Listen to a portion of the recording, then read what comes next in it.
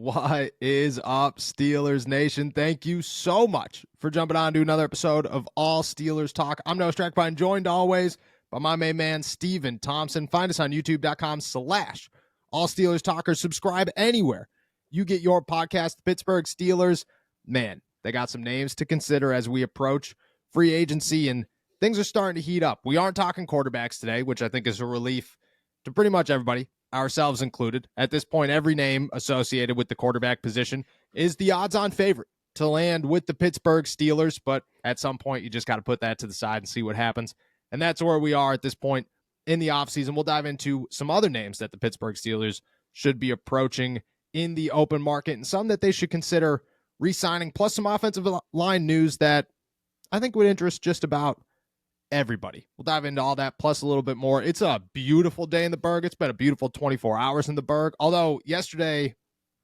I don't know if it was like this in Southside, there was like an hour-long stint where all of a sudden a tornado came through Pittsburgh, and it was just wild. And then all of a sudden it was just cool, calm, and relaxed once again. I don't know if that happened to you, but either way, how you feel, my friend? I'm feeling good. I did feel the tornado. I think we did get tornado touchdown here in Southside, but I was too focused on, building the Pittsburgh Bears. I think that's my big plan for the offseason. We're just going to take everyone from the Bears and we're going to bring them to Pittsburgh. That's between Justin Fields and this next guy we're going to talk about. I think we just need to move them all to Pittsburgh. By the end of the show, we could have 3 Chicago Bears being part of the Pittsburgh Steelers in 2024. I don't know if that's a good thing or a bad thing. To go from Mike Tomlin's philosophy when it comes to drafting Georgia players is they know how to win. Maybe in the NFL, it's, well, they're pretty tired of losing, so let's try to get them to win. Maybe that's the philosophy we have here. Yeah, it was a wild day yesterday. I am excited to talk some Chicago Bears, Pittsburgh Steelers transitions here, some names to watch. Let's start with a coaching hire before we dive into anything. Congratulations to wide receivers coach Frisman Jackson getting a job with the Seattle Seahawks yesterday. Glad to see he's still in the NFL. A guy that I think both of us were kind of surprised didn't last in Pittsburgh this season. Well earned. Get to work with DK Metcalf, and I'm sure he'll be all right. Yeah, I think we both felt a little bad because we felt like we jinxed him. I mean, we went on a podcast and we said, yeah, no way Frisman Jackson gets fired. He's going to stay with the team. He's a good coach. They like him. He's had some good results. And then about, 8 hours later, Frisman Jackson is not coming back to the team. So, yeah, congratulations to Frisman. Well deserved, and it's just nice that he gets a new opportunity because, like I said, I didn't really expect him to get dropped by the Steelers at all. So, I'm glad he's getting a chance somewhere else. 100%. I would much rather be sipping Starbucks in Seattle, I think, that time of year, football season, than I would in Pittsburgh where it's cold and rainy. But just my opinion. Thankful to be here, as always. Let's talk about some Pittsburgh Steelers potential transitions, potential free agent signings. Yesterday, the Chicago Bears made some headlines. How many times, what do you think the over-under is that we mentioned the name Chicago Bears in this podcast? I'm saying I'm going to set it at 10. You going over, under? I'll go under. Yeah, all right. I'm going over. 100%. We're already like 4 in. All right. That's true. Yesterday, the Chicago Bears, there's 5, made plenty of noise with the free agency market, releasing 2 big names, center Cody Whitehair and safety Eddie Jackson. And immediately you texted me and Nick and said, well, future Pittsburgh Steeler Eddie Jackson has now hit the open market. I won't lie. At first, I thought you were talking about Kareem Jackson, former Denver Bronco. And I was like, I don't, DeMonte KZ, Kareem Jackson might not be the best duo that you want back there in terms of saving money and contracts and not losing guys to suspensions. At some point, the Pittsburgh Steelers defense might have just had to dissolve itself because of all the penalties that they would have accumulated. Wrong, Jackson. We're talking about Eddie Jackson here. Just about 30 years old, or just turned 30 years old this past season, entering, I want to say, year 7 of his NFL career, now hits free agency a year early in his contract. I mean, you brought it up. What are your thoughts as soon as this hit? What went through your mind? My thoughts were that Eddie Jackson is a dog, and the Steelers need a safety, quite honestly. It was pretty simple. I texted you guys that. I was like, oh, Eddie Jackson, Steeler. I see it. And, I had to do some more thinking. Is this guy, he's old. He's not, he's kind of experienced a little bit of a renaissance these past couple of years, but he's missed some games. How uncomfortable or comfortable does that make you? But I still think this guy has some game-changing talents. I mean, he can force turnovers like no one else really in the National Football League. Just over his career, 15 interceptions, I want to say. And I think at least 3 of them were returned for touchdowns. And on top of that, he has 10 more forced fumbles. He has 6 forced fumble recoveries, 3 touchdowns off of fumbles. This guy just not only turns the ball over at a ridiculous rate, but when he does, he makes the most of them. And he's a pretty sure tackler. Again, just not really the same player that he was in 2018 or 2019, but I still feel like it would be a pretty remarkable addition for the Steelers. I mean, you pair him and Minka Fitzpatrick on the back end of a defense, and I'm not sure there's a better safety duo in the NFL. At least that would at least be a top 3 unit in the NFL. So to me, this feels like it could be a real game changer, and it could be just another piece of a real shutdown defense. I agree. I think the Steelers need a proven veteran. I don't think they should be messing around with, you know what I mean, like another KZ or Keanu Neal, like shoot for the stars a little bit. I think Eddie Jackson's going to be affordable, which plays a big role here. Like, you're 30 years old, you're coming off of 2 12-game seasons, so you weren't able to finish the year. You're already getting paid, I think it was $5.5 million this year just from the Chicago Bears after being released. So you already have a signing bonus there. Go get another one from the Pittsburgh Steelers.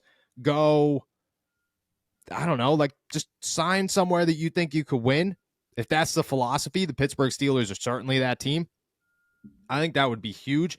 When it comes to pairing up with Minka Fitzpatrick, I mean, that's what the Steelers need. They've been missing that other guy that, we talked about it earlier in the year, this year. Kevin Byard out of the Tennessee Titans. Go get him. Why? Because he's a game changer at safety. He's a dude who could turn the ball over. He's a dude who could take a lot of pressure off of Minka Fitzpatrick.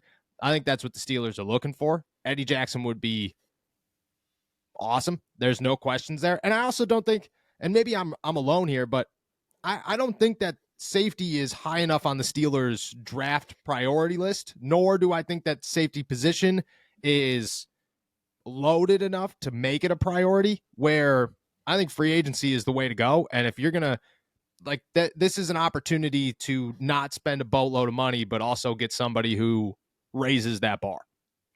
That's what I'm saying. And I mean, you're also, assuming you make a move for a safety and you don't need to keep Patrick Peterson around, you're going to save close to $10 million cutting Patrick Peterson. And I think that money can go directly into the Eddie Jackson fund, that's my thing. Like, it's Eddie Jackson, who I think was making around $13 million last year. Don't think he'll make that this year. I think you can convince Jackson, kind of take a little bit of discount and say, hey, you're going to be on a contender. You're going to be on a team that has a chance to compete. And so take a little bit less money and come play with the other best safety in the NFL, like that. That seems like a no-brainer to me. That feels like a really strong pitch for a guy who's come from the Chicago Bears, who I'd have to look up their records, but I think he made the playoffs one of those years and didn't make it very far in those years. So I feel like this is a guy who, coming from Alabama, has won a lot before in his career and wants to do that again. So I feel like the Steelers could really slide in and make him a really compelling offer.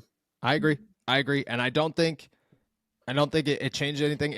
You brought up an interesting point there with the Patrick Peterson situation and where they go with that if they consider a safety like this. I think that this moves the bar. We've talked about, is Patrick Peterson an option as a cap casualty? I think he becomes a realistic option if you could replace him with somebody that you could rely on, who is a veteran presence. Like, if you're going to replace him with a DeMonte KZ or a Keanu Neal or somebody of that caliber, you kind of want to keep him because you just aren't 100% certain what you're going to get out of the others. If you're going to look at it and go, well, we're replacing Patrick Peterson with Eddie Jackson, I mean, that's a no-brainer. That's not somebody that you're worried about when it comes to, I mean, like, I respect Patrick Peterson. I think Patrick Peterson's still got game left in him, but he's not the greatest tackler, and Eddie Jackson is everything you're looking for in a safety. So I think that's an easy move that the Pittsburgh Steelers could make. who's your let's say hypothetically you sign Eddie Jackson. Who's your third? You comfortable with bringing KZ back? You looking for another options? You looking for the NFL draft? How would you approach the third safety if you're the Steelers? I would bring KZ back. I mean, I think KZ is really reliable. I mean, except for when he's getting suspended, but that's a. But I think for KZ, the most, man, we love him. Yeah, we do, for real. I actually genuinely really like KZ as a player. I think that he'd be a very good backup. I think he knows the system. I think he's cheap, and I think he produces when he is on the field. So I think my first instinct would be to bring KZ back. And as like a backup, I feel like that's a perfect role for him. You know, like don't give him too much, and I think that's where, you know, you start to notice some of the inconsistencies with DeMonte KZ. But you know, if he's backing up an Eddie Jackson or a Minkah Fitzpatrick, who you brought up the 12 games over the past 2 seasons for Eddie Jackson, and Minkah's had his injury concerns last year as well. So I feel like having a guy like KZ, I think, is still starting quality. You know, like how, you know, to what degree he's starting quality, I think, is the question. But I think to have a guy who's starting quality as a backup for you is always a luxury and always a good thing to have. I agree. There's a total difference between starting 17 games and starting 4. And if you could rely on, like, KZ's a guy you could rely on for 4. I think I'd go the same way. I like KZ as that third guy. I thought he worked really well when it was him and Terrell Edmonds and Minkah Fitzpatrick as that 1-2-3 punch a year ago. I thought that was the perfect mix. The Steelers didn't really have that. Like, they wanted Keanu Neal to be that third. I don't think he ever turned into that third, or like as reliable as they hoped he would be. You take a step forward, you allow KZ to be that third. I think that fixes a lot of holes. I also don't think people are going to be like, oh, that's a Band-Aid. That's a Band-Aid. Maybe. But if you could get Eddie Jackson for 2 years and KZ for another season, you know, you could go find the replacement next year and not have to worry about, this isn't a Band-Aid. This is a veteran starter who plays the safety position. And that's like, there are a lot of teams in the NFL that approach the safety position by going and getting a veteran. You know, there's a lot of guys who waited out and signed that cheap Tyrann Mathieu or whoever to say, this is a guy, you know, that we could rely on into his 30s, and a position that you want a veteran, you want somebody who's proven. I think it's not a Band-Aid. I think it's just a way the NFL works. Yeah, we were talking about this last year. I feel like just like no one needs safeties, you know, like we were looking at the safety market at one point, and it was late in the offseason. It was just like, oh, no one wants to ever sign a safety. Apparently you just don't need safeties in the NFL. It's crazy. Nope. Nobody goes. Safeties never go. Everybody talks a big game all the time. Oh, the safeties are going to sign. Unless you're signing in-house, you're not. If you're a safety, you're not getting a big contract. Like, it just almost never happens. Sometimes it does, definitely. But, I mean, C.J. Gardner-Johnson, I think he's definitely less than $10 million this season. And that dude was, a year ago, considered the best safety in the NFL. So, that's where, unless you're in-house, unless you're a Minkah Fitzpatrick, you could wait it out. You could find one of these guys for cheap. Eddie Jackson could definitely be that move. And I think he would love to come play with Minkah and TJ in that defense and play for Mike Tomlin. He strikes me as a Pittsburgh Steelers safety. Would be awesome. Guys, we have gear, new merchandise from AST to Mooth, Bleed Black and Gold, Kenny to George, and plenty of others now at our new website, blackandgoldapparel.com. And the coolest part, 50% of all profits at our store go to UPMC Children's Hospital here in Pittsburgh to make sure that we are giving back. We can't thank you guys enough, and we want to show you guys how thankful and how grateful we are for everything by making sure that we do our part to make the community here in Pittsburgh better. Go check out everything. We tried to make everything new and improved, from our designs to our quality of sweatshirts and t-shirts and everything else. Let us know and check everything out at blackandgoldapparel.com. And as always, thank you guys for everything. To stick with the secondary, Chandon Sullivan told Steelers Takeaways the other day that during his exit interview with the Pittsburgh Steelers, they informed him that they would like to continue to do business with him. He's obviously a free agent. He said that he played a lot less than he expected to play this past season, but still feels like he made the most out of it. I felt like Chandon Sullivan played a pretty decent role for what the Pittsburgh Steelers were looking for. They were looking for a lot of chess pieces.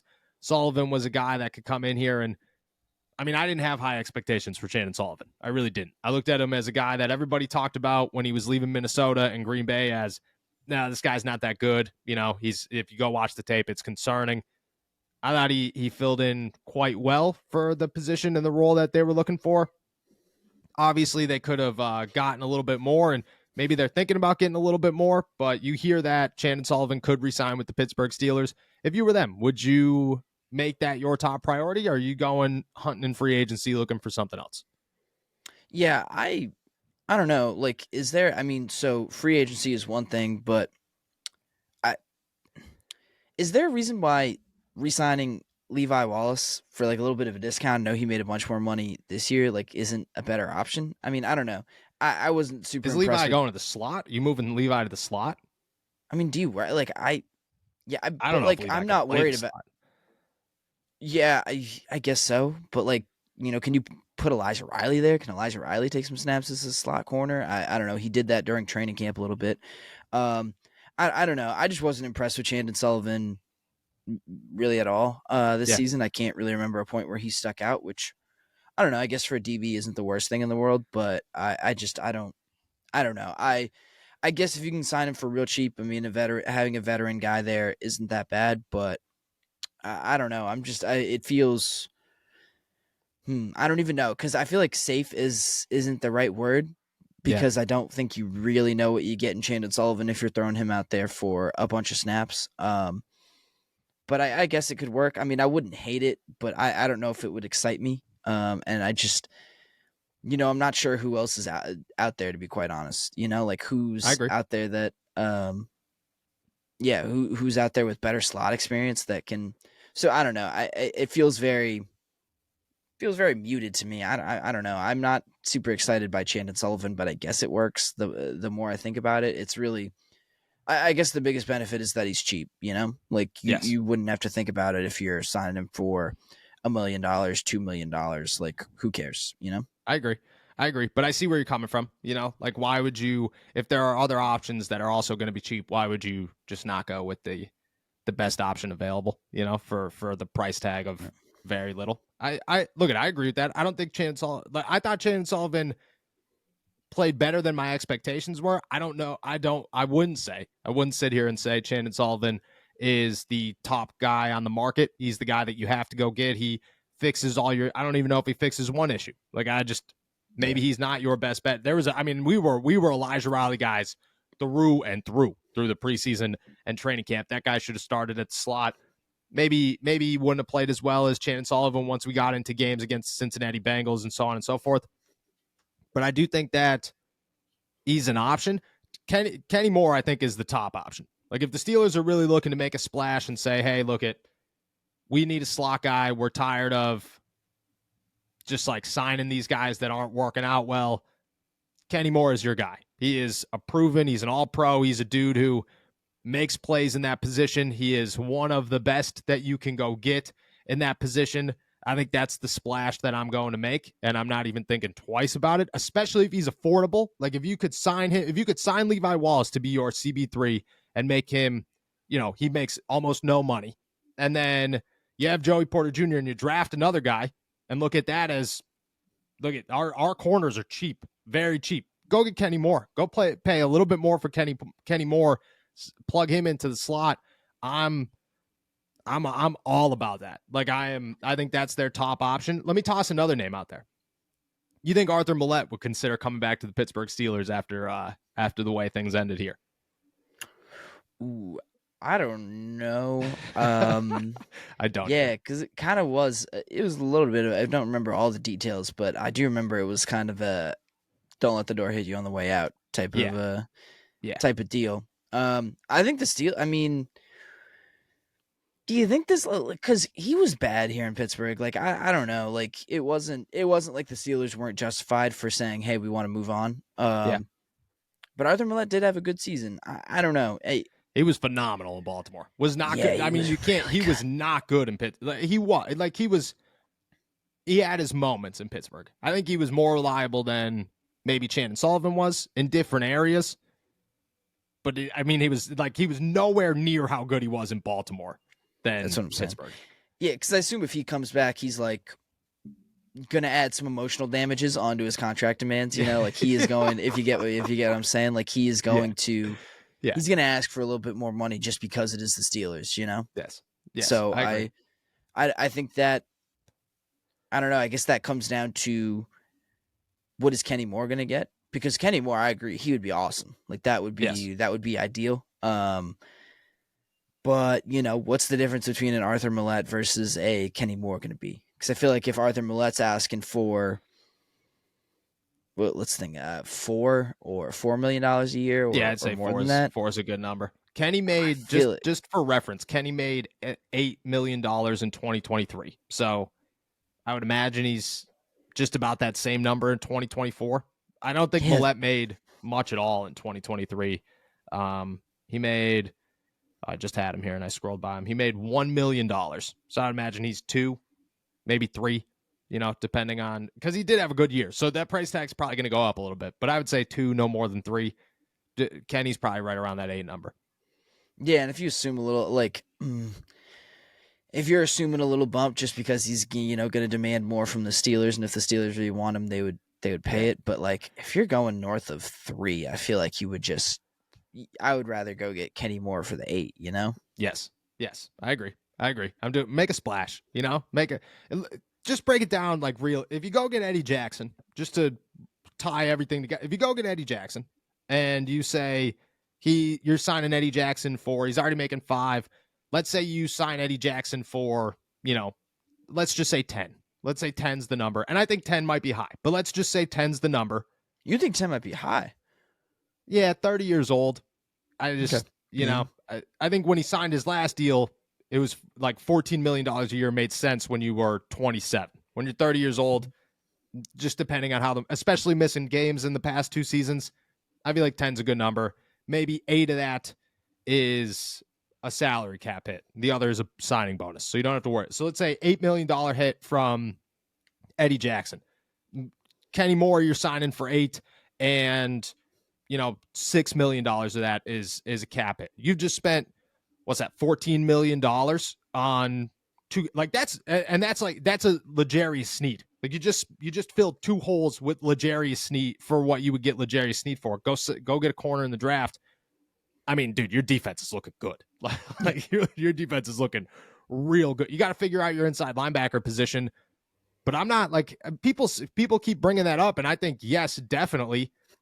Landon Roberts is a starter in 2024. There's 0 questions asked. And if Cole Holcomb's healthy, Cole Holcomb looked good before he got hurt. If he could stay healthy, that's awesome. And then if you could draft somebody in the 2nd or the 3rd round, that guy from Texas A&M, the Steelers are reportedly all over. Maybe that's a name to watch. They're at that point, your defense looks scary, and all holes filled with no gaps, with no Levi Wallace is your gap as your CB3. That's okay. Yeah, and I mean, that's every defense. Your backup corners are your backup corners for a reason. Exactly. I think that would work out very well. I think there are other options than to re-sign Shannon Sullivan. I just, I don't know if I don't think Mike Hilton's a free agent. I think that's next year. That would have been awesome. That's bring Mike. I'm all about Mike Hilton all the time. He's my favorite player outside of Cam Sutton to ever come through the Pittsburgh Steelers locker room. Hands down.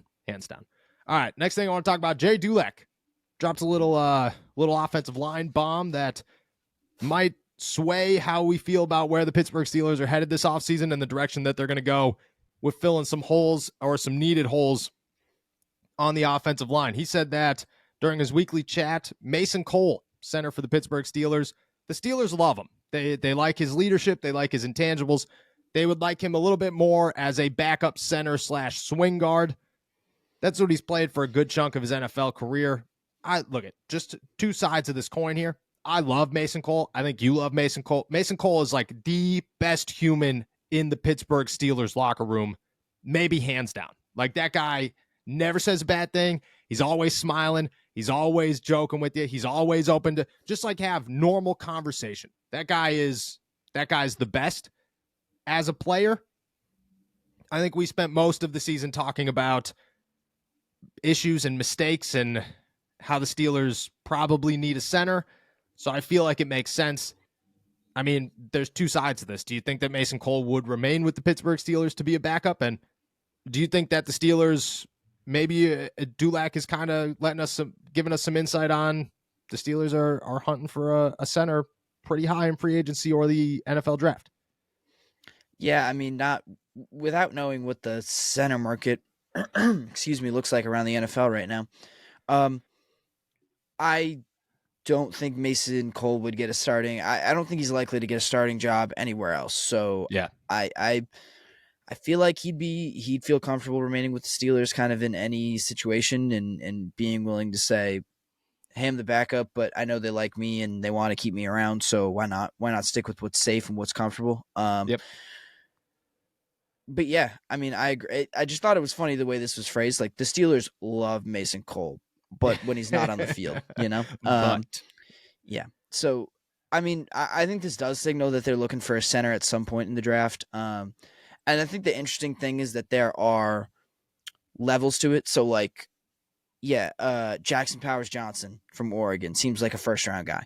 yes, But like, then there's Zach Frazier and the the dude Georgia from center. Georgia. Yeah, Cedric is like Van Pratt or something. He has some Yeah, it's weird Van like Pratt. Yeah, you're right. sound of music type name. Like it's, um, but like those are guys who are second or third round. Like you have options, you have some flexibility. Like if you miss out on Jackson Powers Johnson, like he's a stud, but I feel like you could feel comfortable using that pick on, a tackle, on an inside linebacker, on a corner, whatever you want, really. And then saying in the second round, like, okay, Van Pratt's going to be there, Frazier's going to be there. Like we have Yeah. options there that we feel pretty confident in as well. So, um, I think a center will get picked at some point in this draft. Where exactly? Excuse me. Where exactly one gets picked, I'm not sure. But I feel like the Steelers have flexibility, and they can say, like that first pick that they have is a complete wild card in my eyes. Oh, Like 100%. they could go in about 5 different directions based on who falls where. Yes. So could be a center, could be an inside linebacker, could be a corner. Like they have a ton of options, but I think a center is coming off the board to the Pittsburgh Steelers at some point this offseason, whether or not they keep Mason Cole or not. So Yeah, I agree. Do you? And I think I'll talk about the draft first, and then I got a question for you. Do you? I agree, and I think Jack Powers Johnson is a stud, but I also understand if you're going to get attacked, like you have to understand there's other holes here when you're talking about one position. So there's going to be first round tackles, and if the Steelers want to make a move for a first round tackle, I 100% support that. I think that's the way. Like you could find another center somewhere. To get 2 franchise tackles is a complete game changer for your offensive line. That does wonders. And if you want to go corner, I think that is a staple. That would be, I mean, it has been my entire life. My entire life, the Steelers have not had 2 superstar corners, not once. And you could, people will say, William Gay, Brian, no. They never had an Ike Taylor and an Ike Taylor 2.0. To have a Joey Porter and a Joey Porter 2.0 would be incredible. I think that's a total game changer. So I think that's on the table. But I do think that in the first 2 rounds, I would say 2 rounds, I would say it's either their first round pick or their second round pick. The Steelers select a center. And I think maybe right now, if I had to guess, Zach Frazier would be my top guess just because he's local. The Steelers are, I mean, they might go to Oregon's pro day, but they're definitely going to West Virginia's pro day. And I think that there's reports out there that they got a lot of interest in this guy. There's reports that they got a lot of interest in Jackson Powers Johnson, but I think that just where Frazier falls is like ideal for the Pittsburgh Steelers in that position. Now, when it comes to Mason Cole sticking with the team, does that mean Nate Herbig is gone? Are you just keeping both of them as your swing guards? I mean, is Spencer Anderson now just like officially a tackle? Like, what how are you handling that situation? Does it change anything? I mean, in my that's a good question. I mean, I hadn't thought about it, to be quite honest with you, but my gut instinct is to say it doesn't change much. Like, I think Spencer Anderson is kind of first on the chopping block in that scenario because I think they really I like agree. Nick Herbig. And I think they like Nick Herbig, especially if they can say, "Hey, you're just a guard. Like, you're just a guard." Yeah. But you've already got 2 guards that I think they really like in James Daniels and Isaac Seumalo. So Yes. I don't know. I actually might take this back because I feel like Anderson, if he can play some tackle, like that's the guy you keep around instead of Herbig. Because if you're swinging, like I think if Mason Cole is becoming a swing guard, like I don't think you need 2 of those, and I feel like you already feel like the guard spot is like real locked up. Like you're not you're only doing it in case if someone a backup guard is only going in if like someone gets hurt. And Yes. Malu, I know he got banged up a couple times, but he was pretty steady. Like he played a bunch of games. Like, he was sitting out of practice every day, but he was getting to game day just fine. And James Daniels, you had no issues there. So, I would be tempted to say Nick Herbig is the guy that sticks around over Mason Cole. But if they're going to keep Mason Cole, then I feel like it'd be Herbig over Anderson that goes. I agree. Nick, what did the Steelers have Spencer Anderson listed as last year? A center or a guard? Because I think that plays a mate. Like if you could, I mean, just to lay it out there, I don't know. They're only going to keep one center on their active roster during game days, but if you could have if you could draft a tackle and then have Dan Moore and Spencer Anderson as your backups with Nate Herbig and Mason Cole as your backup interior offense, like that's a loaded offense. That's a really good offensive line. Like there are no issues there. Spencer Anderson was listed as of right now as the third left guard behind Isaac Seumalo and Nate Herbig. Okay. So that brings up another question. Is Spencer the guy? Like, is he a practice squad guy now? You get like, is he, if he's a guard, if that's where they see him fit, is that a guy they because I like Spencer. I think Spencer Anderson's got potential. That's what I'm saying. I like Spencer Anderson, so I hope they don't. I mean, I hope they would be able to keep him around on the practice squad in that scenario, but just like not room. And I feel like the shine of him, this would be his second year. I mean, he didn't really do anything during his rookie year. I feel like you could sell, if you're his agent, you can sell teams on the versatility of in his youth. So I find it hard to believe that he would be able to stay in Pittsburgh. Just feel like there would be better opportunities elsewhere. But I like him, and I really hope they can keep him because I'm a big fan of Spencer Anderson. Me too. I think that he's got a lot of potential. I think if you could bounce him out, I think if you could keep him on the active roster just as like an everything and try to work him out there, cool. I think that works out very well. If they look at, which they might just look at him as a guard because it's tough to play all five positions on that offensive line in the NFL.